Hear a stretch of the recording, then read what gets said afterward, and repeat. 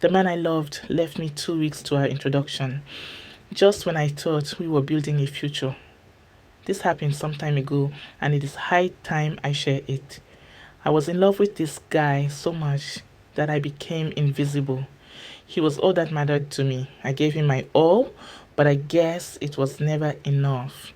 Even with his gaslighting, I still wanted to be with him, thinking the more love and loyal I become, the sooner he would begin to love me and see me the way I see him.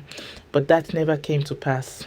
Before the breakup, I had picked up a menial job to help him raise some money so that we could offset some bills from the introduction. All this I did so that it wouldn't weigh my man down. As of that time, the company I was working for discharged some workers because of financial restraint. Unfortunately, I happened to be one of them, but nevertheless, I still picked up a menial job just to help out. Aside the menial job I was into, I wash clothes for people and go for home cleaning. But one day, while washing the cloth of an army officer who saw how hardworking I was and decided to give me a chance to wash his clothes, but while washing the jeans he gave me, it bruised a part of my hands. Because of how thick it was, I had to manage and finish up the cloth, even with the bleeding palms. I got home that day and cried, wondering what kind of life a graduate like me is living. When my fiancé called me and I told him what happened to me, Bill laughed out loud and said, "It is funny how you think that the money you get for washing clothes and doing menial jobs can come up with anything for our marriage. It's just crumbs. Had it been, I know you will lose your job, I wouldn't have even agreed to this marriage of a thing in the first place. Because, come on, no one marries a baggage again. What will you bring to the table if I marry you now?" he asked without no empathy. That was the dumbest question I ever heard. I was forced to say, "Excuse me," but he flared up the more and said, "Don't excuse me for anything. What will you bring to the table if I marry you now?" I want a working class lady, someone who, if I'm leaving the house to chase for daily bread, she too is dressing to go get the money as well. At least if I contribute and she contributes, the family will keep going. The children will be happy, he yelled. But I am trying my best. I just lost my job and I didn't want to dwell on it. I still picked up a menial job just to help out in any way. I said, almost in tears. Your best is not enough. In fact, I'm not sure I want to continue with this relationship. Sincerely, I'm not sure I'm done. He said before he hung up, my love, please don't. I was still trying to talk to him, only to discover he had hung up. I tried to reach out to him, and it wasn't connecting anymore. I guess he blocked me after the call. I cried my heart out for over 1 week. I couldn't even go to work because my hands had not healed, and I don't wish to go back to washing clothes for people. Moreover, after 1 week, my parents and siblings kept asking me if our in law was still coming. I had to encourage myself and open up to them.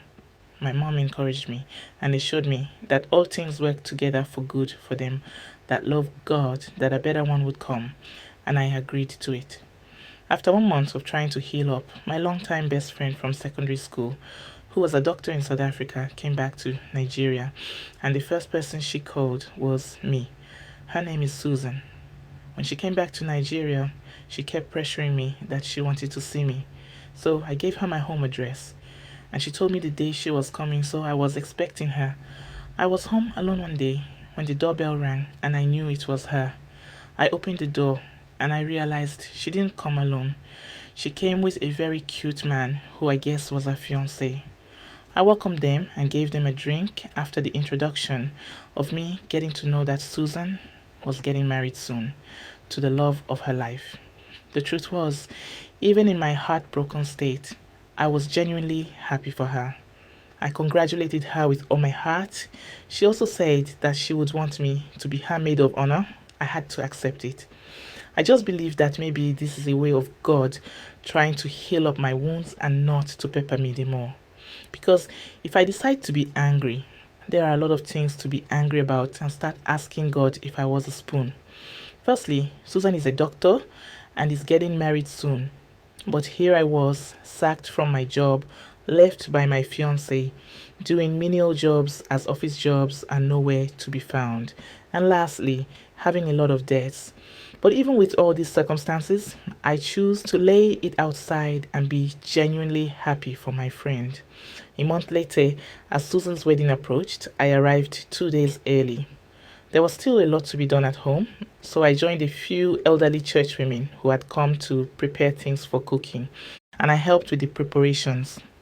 Susan originally planned to hire caterers for her big day, but the women from her church insisted on cooking. They saw it as their way of supporting the couple and helping reduce costs.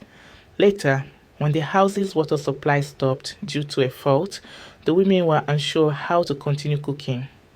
Without hesitation, I rushed out to help them fetch water.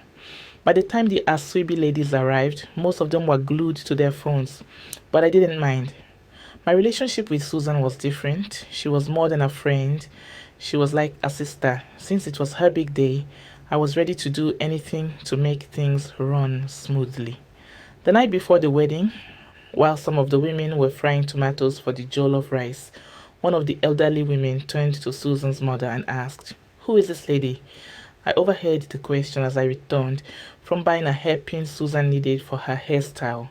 Susan's mom smiled and said, "That's my daughter's best friend." The elderly woman responded, "This girl is special. I've been watching her. She's been working non-stop, not minding anyone or looking for attention. She just wants her friend's wedding to go well." As I walked past, I greeted them. "Mommies, well done, oh." They all replied warmly, "Yes, our daughter, thank you." Then they began to shower me with praise. "This girl is a good person.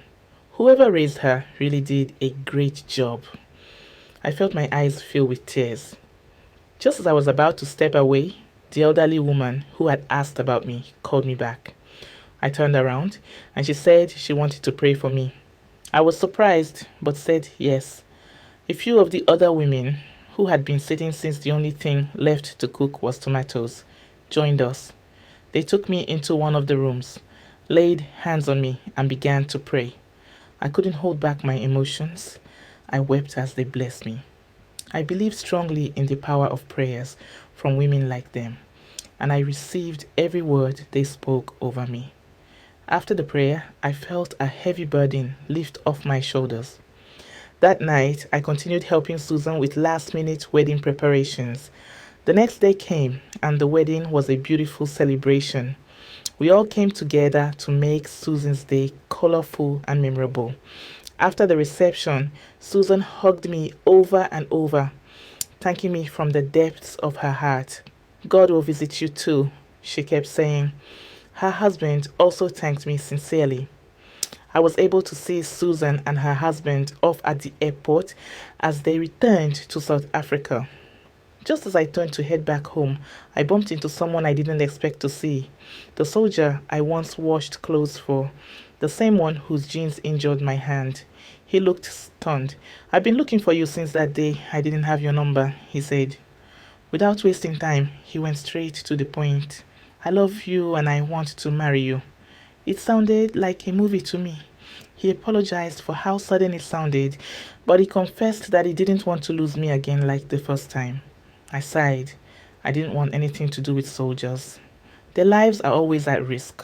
Wars, deployments, nothing is certain. So I told him immediately, "I can't marry a soldier. I don't want to end up a widow." He burst into laughter. I couldn't help but laugh too, because what I said is true. I expected him to give up, but what he said next amazed me. "You're already making me smile, and you haven't even said yes yet. That alone tells me you'll bring joy into my life." He said I tried to make him give up again. So I said, "I still do menial jobs. I don't have a proper job. I don't want to be a burden to you." He looked at me, amused.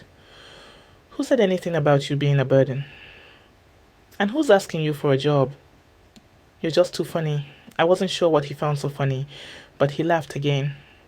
Then he explained, "I'm not just a soldier. I'm a doctor attached to the military. I treat injured soldiers. I don't go to war, so no need to fear becoming a widow anytime soon." I exhaled deeply. It felt like a yes left my body without my permission. Was that a yes? He asked, smiling. We both laughed. Then I noticed he was carrying a box. Aren't you traveling? I asked, suddenly concerned. Flight was cancelled, he replied. Isn't God just wonderful? We shared another smile, one that felt like we'd known each other for years, and that was the beginning of our lives. 2 months after that encounter, I said yes to him, and we got married. He bought me a washing machine and put me in charge of washing soldiers' uniforms for the entire Abuja district. I even employed workers, and the job was far easier than I'd imagined. The money was good too. Till today, I thank God for the gift of those mothers who prayed for me. Moreover, one day, while inspecting the barracks to see how my workers were doing, I ran into my ex. He looked stunned and regretful. I want to come back, he said. I wish I could make things right. I laughed and said, I've forgiven you, but you better leave now before my husband comes and beats you black and blue. He quietly walked away. As he disappeared from view, I asked myself, what even attracted me to this guy in the first place that I suffered so much for him? Sometimes, God is trying to save us from the sons of iniquity, but we insist on doing strong head. I pray God will help us all. Finally, I learned something. When you find the right person, love won't feel like a battle. They will love you. They will respect you. They won't stress you. And guess what? You won't have to bend over backwards to earn it because their love for you will be effortless, genuine, and sure.